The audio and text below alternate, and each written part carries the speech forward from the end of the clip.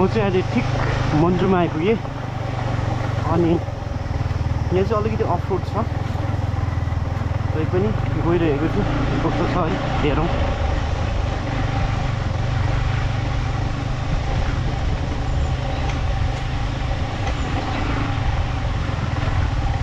अलिकति off road टाइपको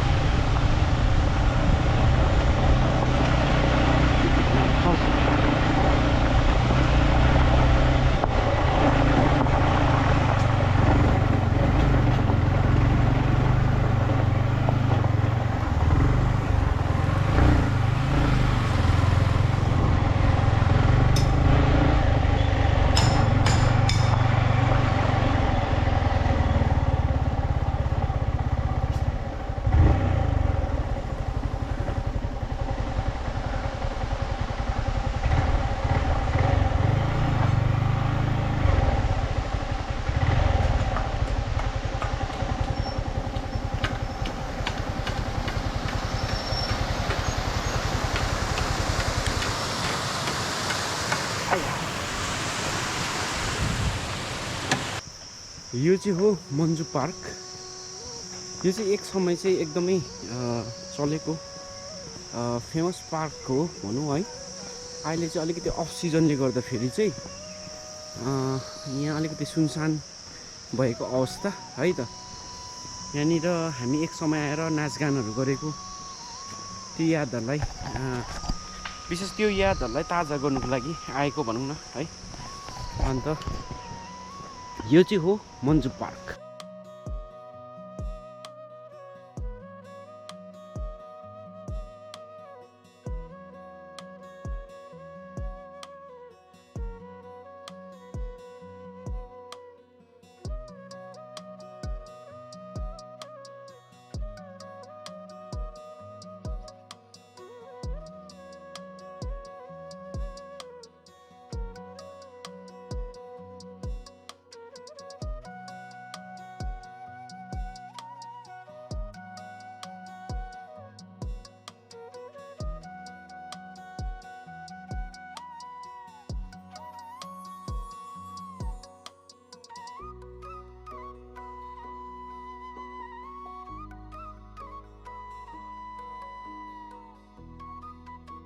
dustbin राखिएको रहेछ।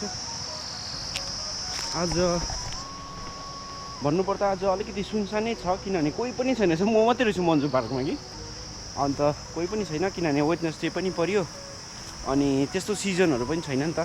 तैपनि म तपाईँहरूलाई देखाउने कोसिस गरिरहेछु है त। यहाँनिर चाहिँ एउटा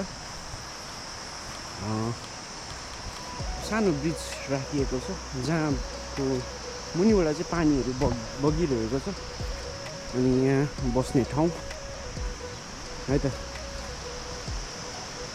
यो चाहिँ हो मन्जु पार्क।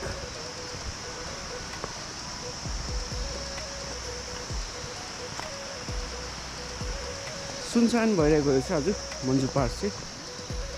यहाँ खोलाहरू देख्न सक्नुहुन्छ तपाईँहरूले। यो चाहिँ हो सानोबडे ब्रिज।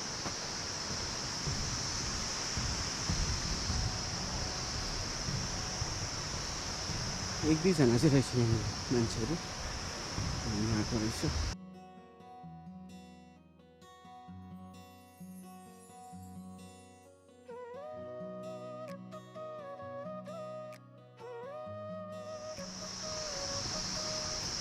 यहाँ पनि बस्ने ठाउँ त्यसरी नै राखिएको छ जहाँ चाहिँ बसेर आस्काउन सक्नुहुन्छ।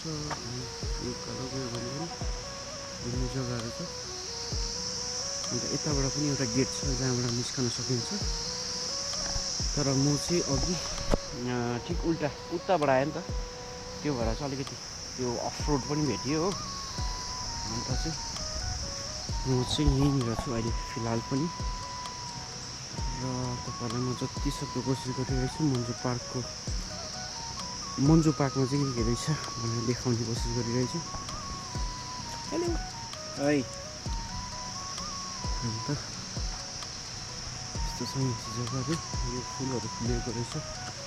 फिलहालको दृश्य चाहिँ यो हो मन्जु पार्कमा चाहिँ के कस्तो छ भन्दाखेरि चाहिँ आज 2 तारिक नोभेम्बरको दिन चाहिँ 2 तारिक नोभेम्बरको दिन चाहिँ म यहाँ छु है। अनि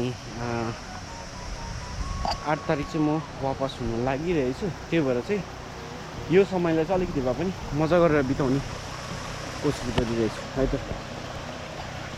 यहाँ खोलाहरू बगिरहेछ, सानो खोला।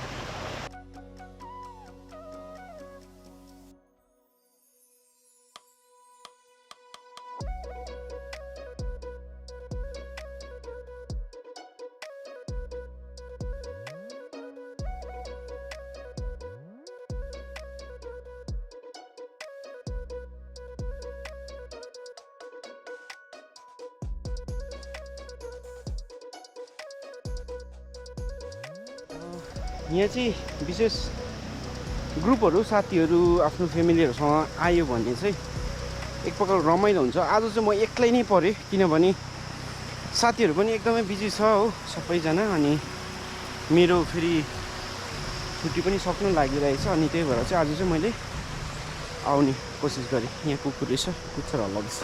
है है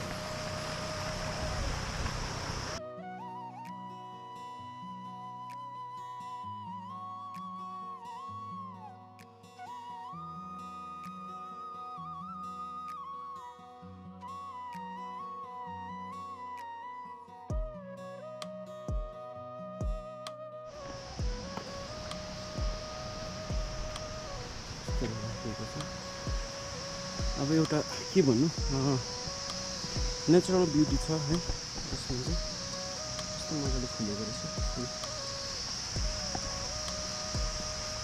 अनि तपाईँहरू विशेष मन्जु पार्कमा आउनु भने चाहिँ यो हो। हुनु त अब तपाईँहरू आउनु पनि भएको होला कतिजना त होइन। नआउनेलाई चाहिँ अब एक प्रकार नयाँ ठाउँ मजा लाग्छ नि त, रमाइलो लाग्छ है। अनि त्यही भएर चाहिँ मैले चाहिँ देखाउने प्रयास गरिरहेछु है त। हेर्नु होला,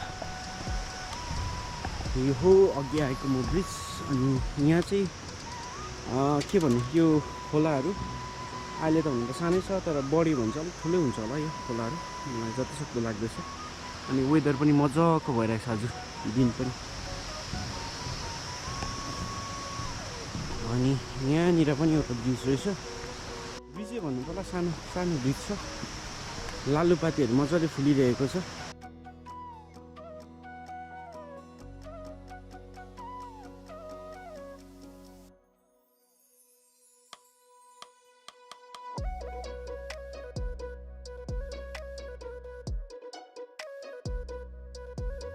नजारा मन्जु पार्कको।